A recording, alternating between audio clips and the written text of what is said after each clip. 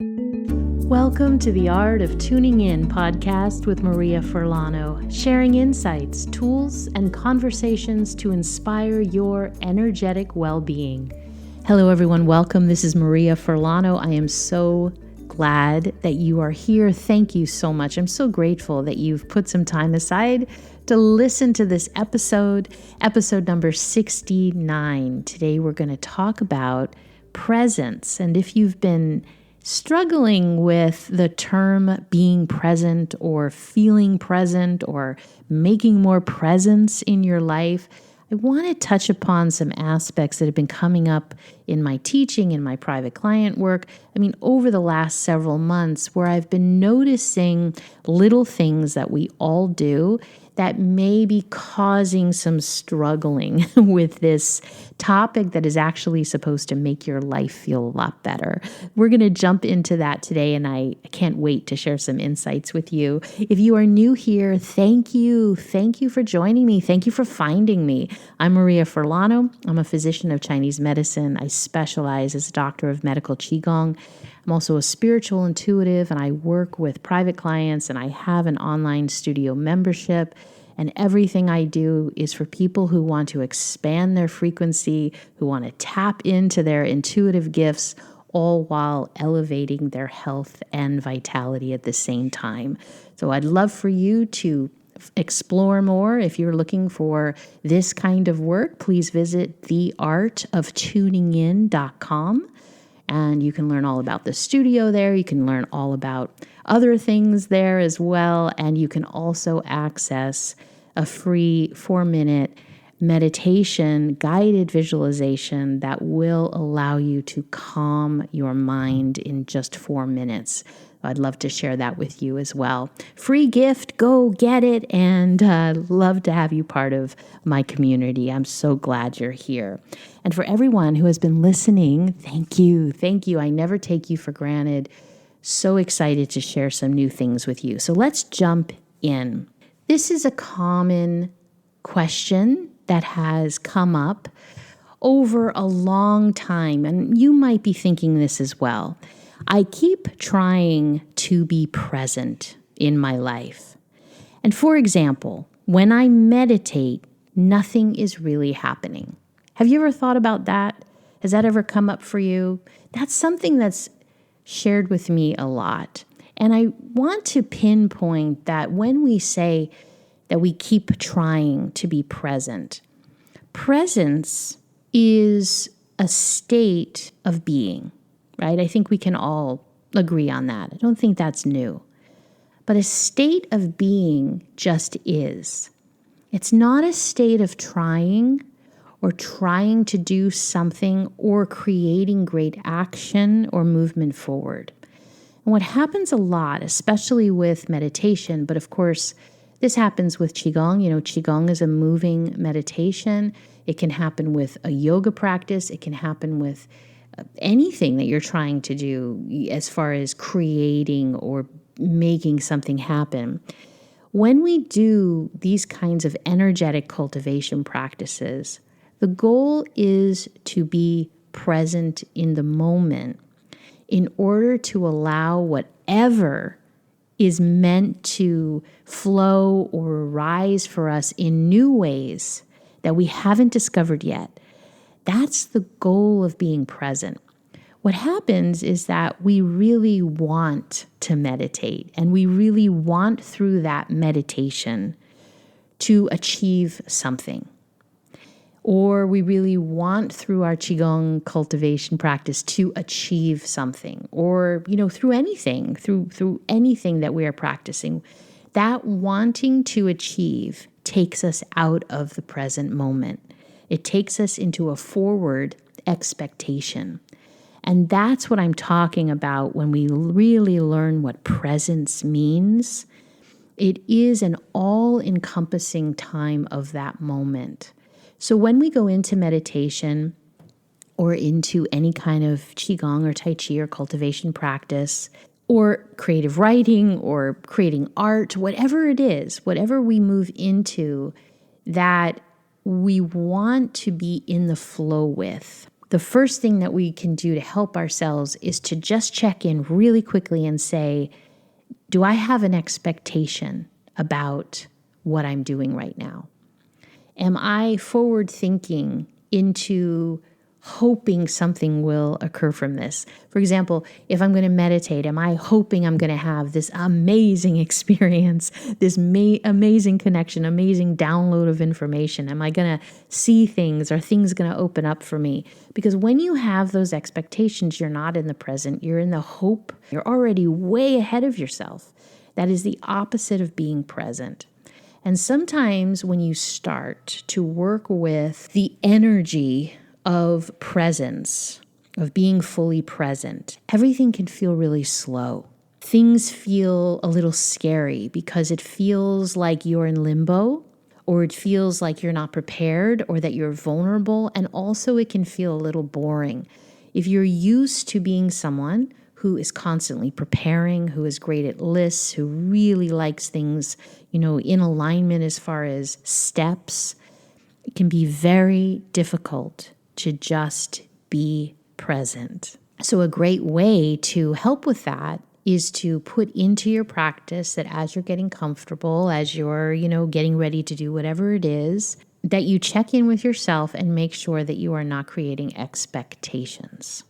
Because expectations are not being present. Being present is the I am. It's the knowing. There is a difference between knowing that everything is in alignment, that everything is moving as it should, that everything will open up as it should. That's a presence, that's a knowing, that's an alignment, that is trust, that is faith. That is different from hoping that things are going to open up or trying to move forward and be better at something. So can you feel the difference with that? And sometimes what I'll do with people is I'll actually say that to them and then have them stop and feel the difference. And it can be very difficult at first for people to feel the difference because they're so used to being in that forward motion. And when they stop and they say, I'm just going to be, they realize that part of the issue that they're struggling with is that they really don't trust, that they really can't surrender to the moment. And there's no criticism in that. It's just that we have been taught so much to keep moving forward, to keep developing, to keep advancing, to keep creating, to continue to better ourselves, to have more and more and more. That is a complete and total reversal, an opposite energy of simply being present in trust and following that trust step by step by step. This does not mean that in life we don't create plans and we don't have steps. But again, this is that balance of energy. If we are only in our life creating steps, creating action plans, moving forward, reaching out, reaching in front of us, then we don't have the balance of ever being still and listening to especially a greater wisdom that is available to us. We don't ever stop and really tune into who we are. We are influenced constantly by what's around us, and we're either reacting and responding to that all the time. Like you always hear me talk about our reactions and our responses because that is how we balance our energy. When we learn how we react and respond to things, when we gain mastery over understanding ourselves so well to know how we react and respond, we can catch ourselves so much more easily and bring ourselves back into alignment. So presence is part of that. Learning to be present in a moment is learning to have trust, and it's learning to be able to surrender. A lot of times when we talk about the word surrender, when people think about the word surrender, it's scary for them. It may bring up things like, well, surrendering means I'm giving up or I'm making myself vulnerable. And that is, of course, in spiritual alignment, in energetic work, that is not at all what is the essence of the surrender energy. The surrendering energy is a releasing to a divine love. It is a releasing to an energy that is such a high, loving vibration that it holds you, that it holds us in such a beautiful way that we can let go, that we can be who we truly are without having to put up a fight or confrontation or block ourselves or protect ourselves. There's nothing to protect. There's nothing to defend. That's actually a beautiful statement that I learned from one of my Qigong teachers, this statement of nothing to protect, nothing to defend. It took me a really long time to understand what that meant and to actually move into the experience of, oh, this is what that's like, to be able to just be without looking over my shoulder or needing to react and respond, but to actually be. So I know from personal experience that it can take a while to move through these different states, to examine, what am I trying so hard to protect? How am I guarding myself? What do I have faith in? What do I believe has my back? That comes up a lot when I work with people, especially when I'm teaching. I always ask people to say, who has your back spiritually? And then what that means is, what is it that you believe in? Because whatever it is that you believe in, you're connecting to. And so who is there? What is that alignment there that you can trust in, that you can have faith in? Because that is what you're going to allow yourself to surrender into that deepest love of what it is that you believe in, what it is that you align with. Sometimes people say, well, I thought about it, and actually, I'm not sure anymore what I believe in or what I align with. I'm not sure. That's fantastic. That is a great place to be, because that gives you time to move into your heart center and to actually begin to listen. When we say something that we believe in, we're actually moving into a mental state. When we finally find that energy of love, of alignment, of truth, of, what has our back, like I said, that is a feeling state. That is a frequency state, a vibrational state. That is a knowing that you have in your heart, in your solar plexus. It's in your soul.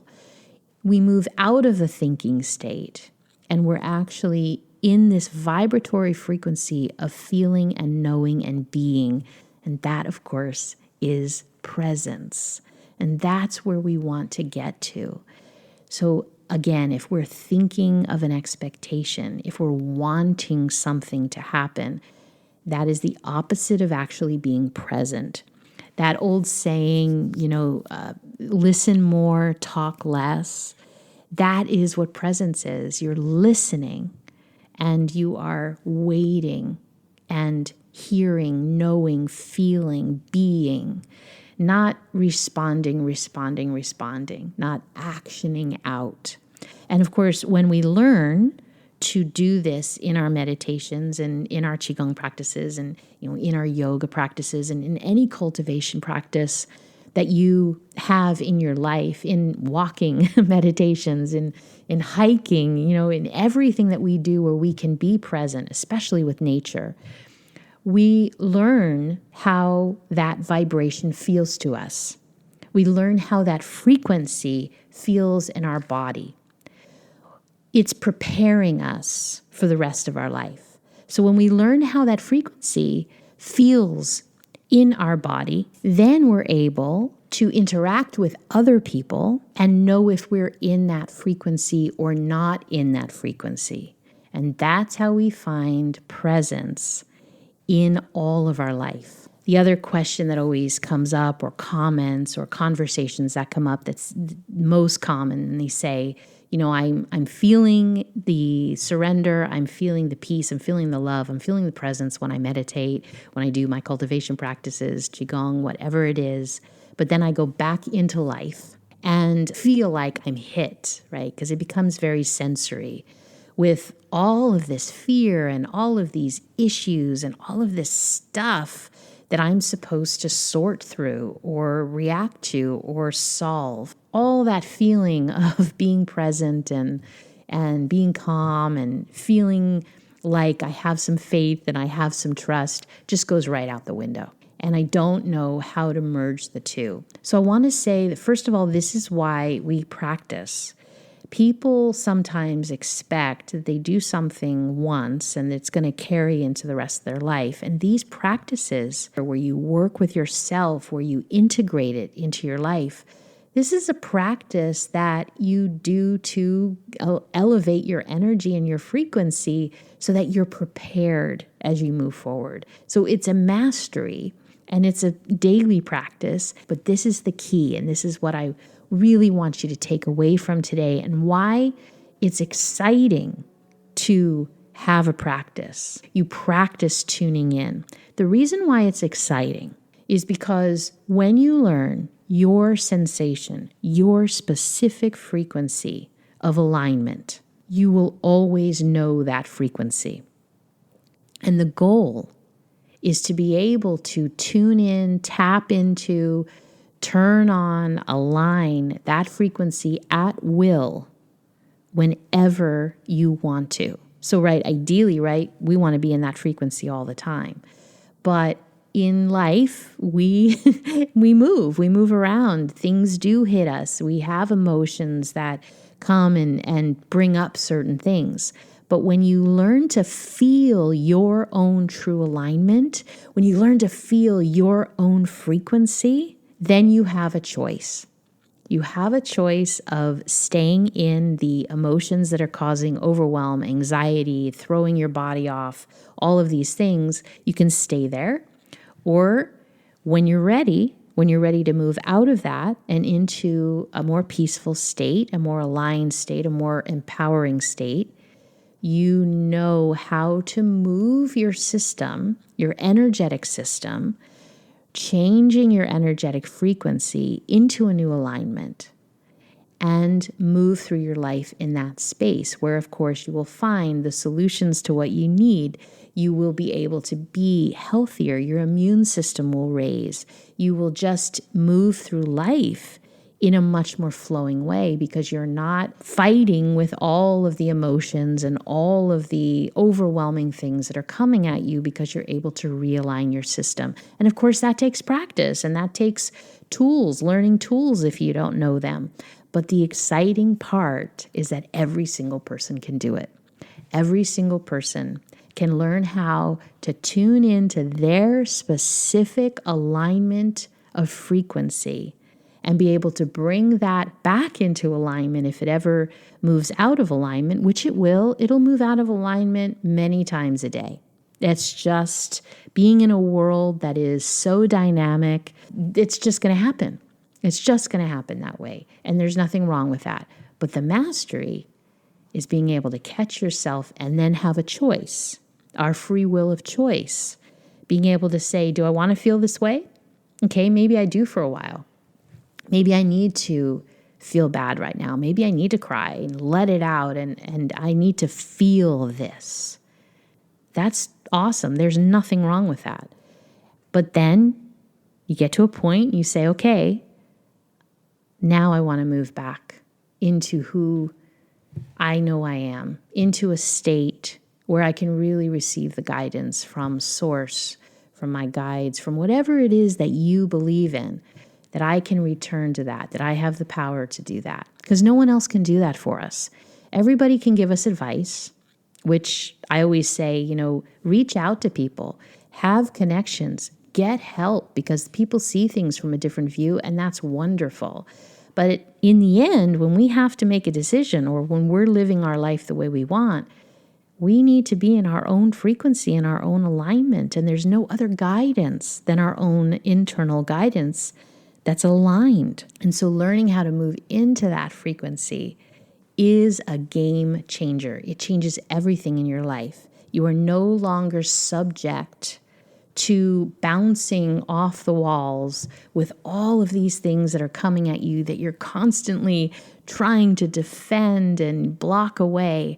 You're able to stop and you're able to be present. So if this is something that you are working towards, remember to check in with yourself. If you're struggling with this, remember to check in with yourself and say, am I expecting something right now instead of stopping? Am I feeling uneasy because it's so quiet? Because that's another thing. We get very uneasy when things are quiet because we're not used to that. We're in a very busy world and things are always moving and changing.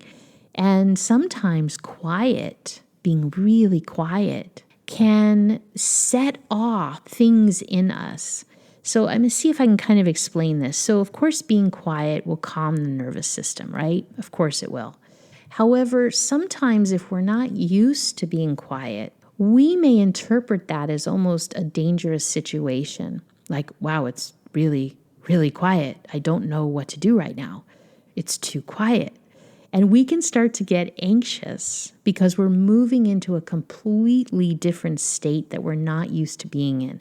So it's always good to begin with short bursts, as I've said in the past. So if you were going to meditate, for example, or do Qigong exercises or do a cultivation practice, do it for 5 minutes and allow your system to begin to learn how to shift states.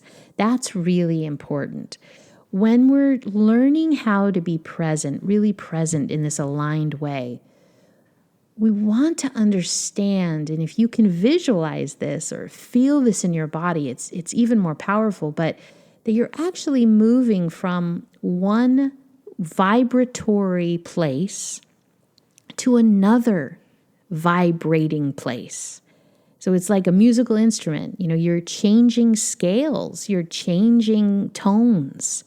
And when you do that, it takes a little time, and then it moves into this new place, and you want to allow yourself the space and the honor and the respect of getting comfortable with that new place, with that new tone, with that new frequency. Please don't expect that you're going to feel totally comfortable in a new space. So what normally tends to happen is the reason why, of course, people become so excited about practicing cultivation energy exercises is because when they begin to do them, they feel such a shift and they feel so much more relaxed and they feel hopeful and joyful. They go, this is great. This is how I want to feel all the time. But then as you begin to continue it and go deeper, there's more layers, and your cellular structure, your body is beginning to shift and change. And you want to get comfortable at those new changes, because as you're changing, you may still be in relationships or around environments that are moving at the same frequency, the same pace that you used to move into. And you may be feeling a little bit of a disconnect there. A lot of times our life choices will change. We'll move through differently in life. We'll make different choices. We'll choose to spend our time differently. We'll choose to react and respond differently, as I said before, because our frequency is changing. We're moving into more of a real healthy and empowered state for ourselves. So take your time.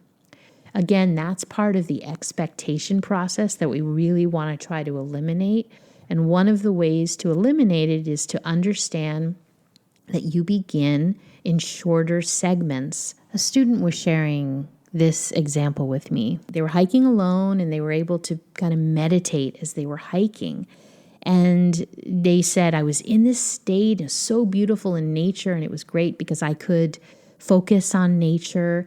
But then all of a sudden, it was like this time period would come up and my brain would just it just snapped back to my problems and things that I had been worried about. And I thought, what happened? I was in this beautiful place, moving and walking. And that's what I'm talking about. Sometimes we have to retrain our system that it's safe. It's safe to stay longer and longer in periods of time that are relaxed, that are soft, that are calm, and that the answers that we need will be able to reach us. But our nervous system or our patterns of thought, our usual patterns of thought that we've been trained in, that we've used for so long, will come up and say, hey, wait a minute, we have an emergency to fix. Let's get out of this state. Wait, we have to take action over here. And that's normal. So you just say, hey, I got you. I hear you. I got you. But right now, I'm taking this beautiful hike and we're in nature, and all of the questions, all of the answers that we need are going to come.